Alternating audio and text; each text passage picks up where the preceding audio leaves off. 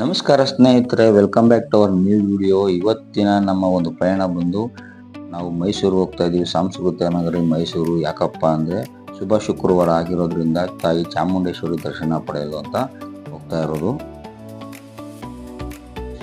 ಮೈಸೂರು ಅನ್ನೋದು ಈ ಬೆಂಗಳೂರಿಗೆ ಹೊರಗಡೆಯಿಂದ ಬಂದವ್ರಿಗೆ ಹೇಗಾಗಿದೆ ಅಂದರೆ ಪಕ್ಕದ ಮನೆ ಥರ ಆಗ್ಬಿಟ್ಟಿದೆ. ಯಾಕಂದರೆ ಈ ಎಕ್ಸ್ಪ್ರೆಸ್ ವೇ ಆದಮೇಲಂತೂ ಜಸ್ಟ್ 1.5 ಅವರ್ಗೆಲ್ಲ ರೀಚ್ ಆಗಿಬಿಡ್ತಾರೆ.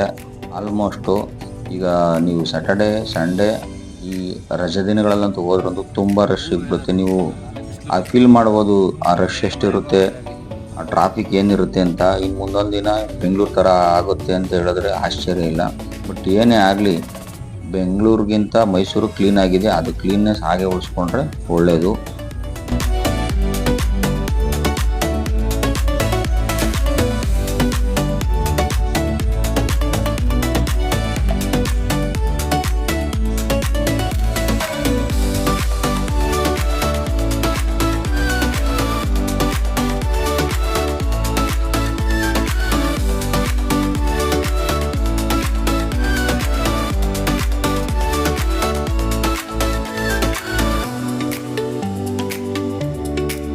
ಟ್ರಾವೆಲಿಂಗ್ ಟೈಮಲ್ಲಿ ವೆದರ್ ನೋಡಿದ್ರೆ ತುಂಬಾ ಮಳೆ ಬಂದ್ಬಿಡುತ್ತೆ ಅನ್ನೋ ತರ ಇದೆ. ಬಟ್ ನೋಡಿದ್ರೆ ಮಳೆ ಬರ್ತಾ ಇಲ್ಲ. ಸುಮಾರು 1 ತಿಂಗಳಿಂದಾನು ಹಿಂಗೆ ಆಗ್ತಾ ಇದೆ. ಈ ಸಾರಿ ಮುಂಗಾರು ಮಳೆ ಅಂತೂ ತುಂಬಾ ಕಷ್ಟ. ಈಗಾಗಲೇ ಸರ್ಕಾರನೇ ಹೇಳಿದ್ಯಲ್ಲ, ಮಳೆ ನಂಬಿ ಯಾರು ಬಿತ್ತನೆ ಮಾಡಬೇಡಿ ಅಂತ. ಅದನ್ನ ತಲೆಯಲ್ಲಿ ಇಟ್ಕೊಂಡಿರ್ಬೇಕಷ್ಟೇ ರೈತರು.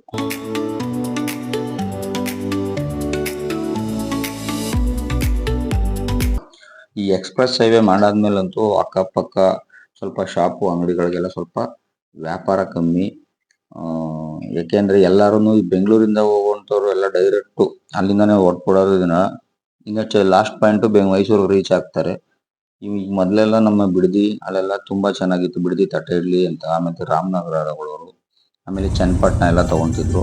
ಈ ಎಕ್ಸ್ಪ್ರೆಸ್ ವೇ ಆದ್ಮೇಲಂತೂ ಡೈರೆಕ್ಟ್ ಎಲ್ಲ ಮೈಸೂರಿಗೆ ಹೋಗ್ಬಿಡ್ತಾರೆ. ನಾನು ಆಗ್ಲೇ ಹೇಳ್ದಂಗೆ ವೀಕೆಂಡಲ್ಲಿ ನೀವು ಅಥವಾ ರಜೆ ದಿನಗಳಲ್ಲಿ ಹೋಗ್ಬಿಟ್ರೆ ತುಂಬಾ ರಶ್ ಇರುತ್ತೆ ಅಂತ. ನೋಡಿ, ವೆಹಿಕಲ್ ನಾರ್ಮಲ್ ಟೈಮಲ್ಲಿ ಅಷ್ಟು ವೆಹಿಕಲ್ ಎಲ್ಲ ಇರೋದೇ ಇಲ್ಲ. ಈಗ ನಾವು ಹೋಗಿರೋದು ಶುಕ್ರವಾರ ಅಂದ್ರೆ ಸ್ವಲ್ಪ ವೀಕೆಂಡು ಜೊತೆಗೆ ವಾರ ಚೆನ್ನಾಗಿರೋದ್ರಿಂದಾನೇ ಅಷ್ಟು ವೆಹಿಕಲ್ಸು ಜನ ಹೋಗ್ತಾ ಇದ್ದಾರೆ. ಸೊ ಫೈನಲಿ ಆ ಟ್ರಾಫಿಕ್ಕು ಅಂದರೆ ಆ ಜನ ದಟ್ಟಣೆನೆಲ್ಲ ಕ್ಲಿಯರ್ ಮಾಡಿಕೊಂಡು ಈ ಬೆಟ್ಟಕ್ಕೆ ಹೋಗೋದು ರೋಡ್ಗೆ ಬಂದು ರೀಚ್ ಆದೋ. ನೋಡಿ, ಇದೇ ಬೆಟ್ಟಕ್ಕೆ ಹೋಗೋ ರೋಡು. ಇಲ್ಲಿಂದ ಒಂದೇ ರೋಡ್ ಹೋಗುತ್ತೆ ಇನ್ನು ಚಾಮುಂಡೇಶ್ವರಿ ಬೆಟ್ಟಕ್ಕೆ.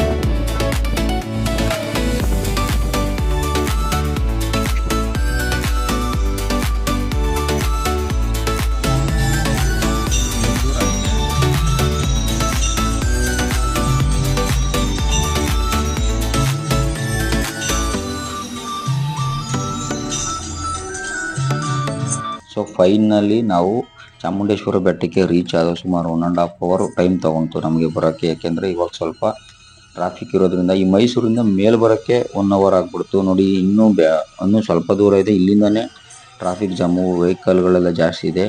ಈ ನಡುವೆ ಜನ ಸ್ವಲ್ಪ ಜಾಸ್ತಿನೇ ಅಂದ್ಕೊಳ್ಳಿ. ಈ ಪ್ರೈವೇಟ್ ವೆಹಿಕಲ್ಗಿಂತ ಓನ್ ವೆಹಿಕಲ್ಲಿ ಬರುವಂಥ ಚಾನ್ಸಸ್ಸು ಜಾಸ್ತಿ. ಆದರೂ ಸಂಸ್ಥೆಯವರು ಸಹ ತುಂಬ ಒಂದು ಅಚ್ಚುಕಟ್ಟಾದ ವ್ಯವಸ್ಥೆ ಮಾಡಿದ್ದಾರೆ. ಯಾಕೆಂದರೆ ನಿಮ್ಗೆ ಗೊತ್ತಿರೋಂಗೆ ಈ ನಮ್ಮ ಇಂಡಿಯಾದಲ್ಲಿ ಕ್ಲೀನೆಸ್ಟ್ ಸಿಟಿಗಳಲ್ಲಿ 3ನೇ ಸ್ಥಾನ ಬರುವಂಥದ್ದು ಮೈಸೂರಿಗೆ. ಮೊದಲೆಲ್ಲ 2, 1 ಬರ್ತಾ ಇತ್ತು. ಬಟ್ ಈಗೆಲ್ಲ ಹೊರಗಿನ ಜನ ಜಾಸ್ತಿ ಆಗಿರೋದ್ರಿಂದ ಅದನ್ನು ಉಳಿಸ್ಕೊಳಕ್ ಆಗ್ತಾ ಇಲ್ಲ.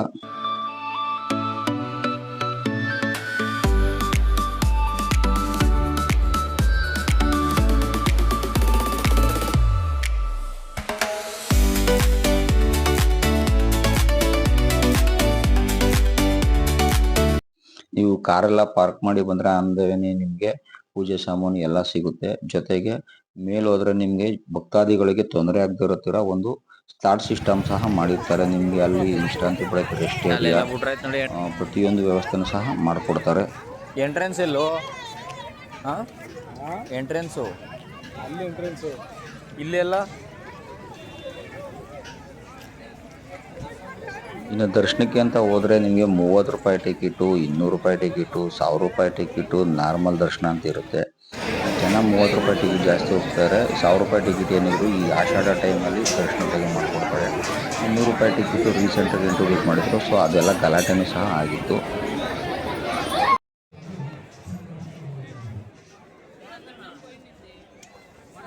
ನಾವು 200 ರೂಪಾಯಿ ಟಿಕೆಟ್ ತಗೊಂಡು ಹೋಗಿರೋದ್ರಿಂದ ನಮಗೂ ಸುಮಾರು 1 ಅವರ್ ಟೈಮಲ್ಲೆಲ್ಲ ಒಳಗೇನೆ ದರ್ಶನ ಆಗೋಯ್ತು. ನೀವು ದರ್ಶನಕ್ಕೆ ನಿಂತಾಗ ಯಾವುದೇ VIP ಗಳಾಗಿರಲಿ ಸೆಲೆಬ್ರಿಟಿಗಳಾಗಿರಲಿ ಬರಲಿಲ್ಲ ಅಂದರೆ ನಿಮಗೆ ಬೇಗ ದರ್ಶನ ಆಗುತ್ತೆ. ಏನಾದರೂ VIP ಸೆಲೆಬ್ರಿಟೀಸು ರಾಜಕೀಯ ವ್ಯಕ್ತಿಗಳೇನೋ ಬಂದರೆ ಅವಾಗ ನಾರ್ಮಲ್ ಲೈನ ಹೋಲ್ಡ್ ಮಾಡಿ ಬಿಡೋದ್ರಿಂದ ಈ ನಾರ್ಮಲ್ ದರ್ಶನಕ್ಕೆ ಹೋಗಿರೋರಿಗೆಲ್ಲ ತುಂಬ ತೊಂದರೆ ಆಗುತ್ತೆ. ಇದೊಂದು ಕಲ್ಚರ್ ಇದೆ, ಏನೂ ಮಾಡೋಕ್ಕಾಗಲ್ಲ. ಅವರು ಇರಬೇಕಾದ ದೇವಸ್ಥಾನಗಳು ನಡೆಸಬೇಕು, ಡೆವಲಪ್ಮೆಂಟ್ ಆಗಬೇಕಂದ್ರೆ.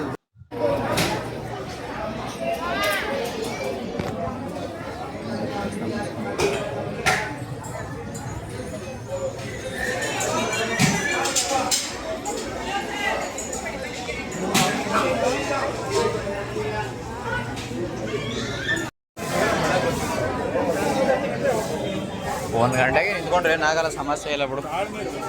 ಅಷ್ಟು ದೂರದಿಂದ ಬಂದು 1 ಅವರೆಲ್ಲ ಏನು ಮ್ಯಾಟ್ರ್ ಆಗಲ್ಲ.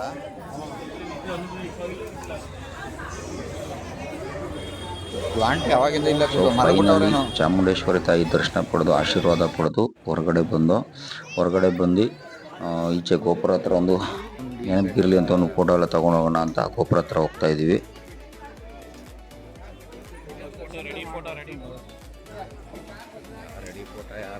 ಫೋಟೋ ಹೊಡೆಯೋಕ್ಕೆ ಜಾಗ ಹುಡುಕ್ಬೇಕು. ಸೊ ಫೈನಲಿ ಮೈಸೂರಿನ ತಾಯಿ ಚಾಮುಂಡೇಶ್ವರ ದರ್ಶನ ಪಡೆದು ಅಲ್ಲಿಂದ ಏನು ತೊಂದರೆ ಆಗದಿರೋ ಥರ ನೋಡ್ಕೊಳ್ಳಿ ಅಂತ ಹೇಳ್ತಾ ಆಶೀರ್ವಾದ ಪಟ್ಟರೆ ಹೊರಟು. ವಿಡಿಯೋ ನೋಡಿದ್ದಕ್ಕಾಗಿ ಧನ್ಯವಾದಗಳು. ಶುಭ ದಿನ. ಹೀಗೆ ವಿಡಿಯೋ ನೋಡ್ತಾ ಇರಿ. ಮುಂದಿನ ದಿನ ಫ್ಯೂಚರಲ್ಲಿ ಇನ್ನೂ ಒಳ್ಳೊಳ್ಳೆ ಕಂಟೆಂಟ್ ವಿಡಿಯೋಗಳನ್ನ ಅಪ್ಲೋಡ್ ಮಾಡೋಕ್ಕೆ ಟ್ರೈ ಮಾಡ್ತಾ ಇದ್ದೀನಿ. Thank you for watching.